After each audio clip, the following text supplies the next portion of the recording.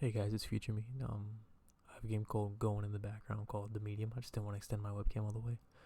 So, yeah, pass music interview interface in 3, 2, 1. This is my third time trying to record this. I keep forgetting to turn on my mic. Anyways, so I'm going to come on here about once a week and tell an interesting story that happened to me. I have just a lot of strange things that happened. Today I'm going to talk about the time that I got harassed by an Uber driver.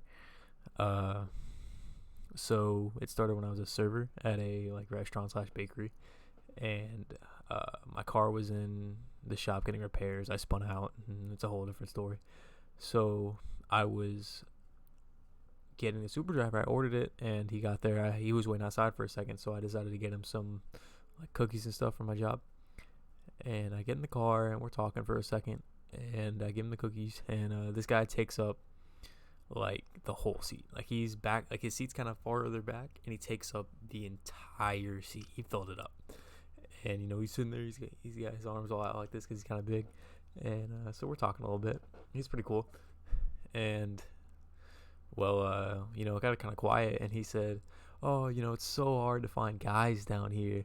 I said, "Oh, really?" And I asked him where he was from. We talked about that for a second. And then I said, so do you use a site? Do you use an app? Where do you find these guys? I didn't know if it was Tinder or something funnier. And so he said he uses a site called, uh, it was Little Town Big City. And basically, he explained it, that it is for bigger men like him to find little guys. I don't know, short, skinny guys. And he said he was into skinny Hispanic guys. I was like, oh, that's cool, man. All right. And he started going on about this site. Oh, they don't like guys that are big like my size. They want big husky, manly men. I say, oh, okay, that's cool. And then I tried to turn it from that as much as I could. He continued on a little bit about some guy he went on a date with or something. And then we started talking about music, and that's where it was kind of cool because he had roommates that had my type of music taste. They played guitar and stuff like that, so that was fun. And then we finally get to my house, and he drops me off. He's like, "Oh, you should add me on Facebook, and we'll talk on there." So, man, I feel really bad if I ever make people feel bad. Oh, I don't do my best to make them feel good about themselves, so I added them on Facebook. And then he sent me a message the next morning, and it was a Metallica meme. I like the two band, so he sent me a Metallica meme, and then, "Good morning, I love talking to you, we should go hang out sometime." He told me that he was part of that movie club thing where they get free movie tickets. He wanted to take me out to one of those, pay for dinner and everything. And I tried to brush it off, and he wouldn't take it. He kept inviting me to these types of things, and I kept telling him, "Oh no, I'm busy, I work a lot." And then one night he picked me up on a Wednesday night or something, and he knew I would work Wednesday nights. So then he would come in on Wednesday nights and ask for me. So I told the people, never give me that table, please just tell him I'm not there. I would hide in the kitchen for a few minutes. So then he started coming all the time and would ask for my schedule, and eventually he showed up and he saw me at a table, so he knew I was working. So he sat at a booth, took up the whole booth, and he was like, "Hey Stone, how are you?" And I was like, "I'm doing great, sorry I haven't been texting you." He would text me all the time. Every story I put on my Instagram or Snapchat, Instagram, he would swipe up on, say something. He actually found my Instagram without me telling him. I don't know how he did that.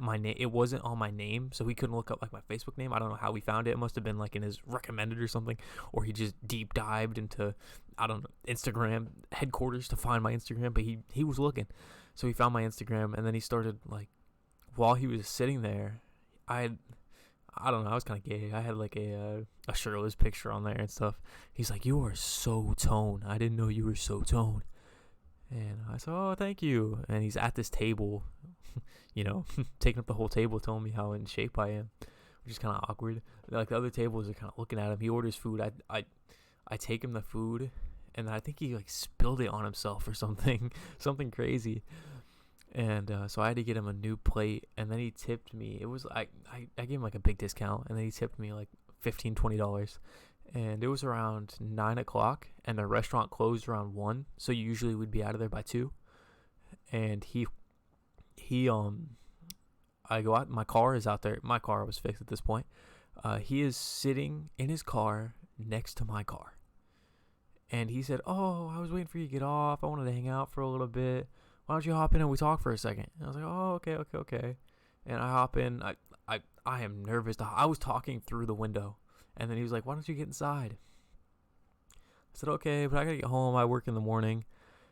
I get in the car, and this guy, he's like, "Oh, we should go out. Like, let's go out. Let's go get something to eat right now." Like, obviously he's always down to eat. And so I said, "Oh no, I'm okay."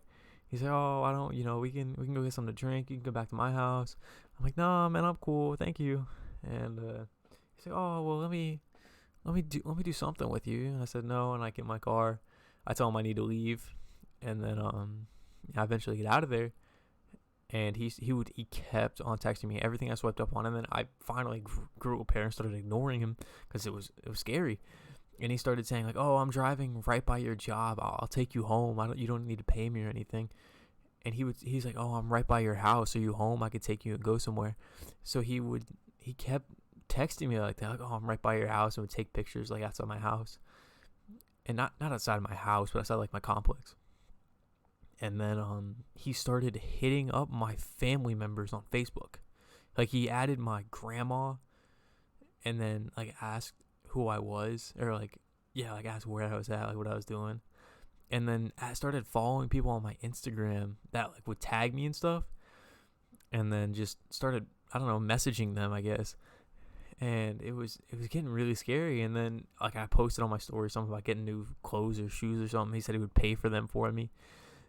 And so then he started swiping up on all my stories of like apologizing to me, telling me he doesn't know what he did to freak me out, and then basically begging for forgiveness. And to this day, he usually swipes up on every single post, telling me if he likes the band that I posted, or if he is gonna listen to that song because I shared it, stuff like that. He ended up like, he would text me when COVID started and ask me how I was doing. Texting on every holiday, he'll send happy holidays. But yeah, he eventually stopped hanging out around my house and my job. Now he doesn't know where I work now. That I don't work there anymore. But yeah, it was pretty scary. That's about it.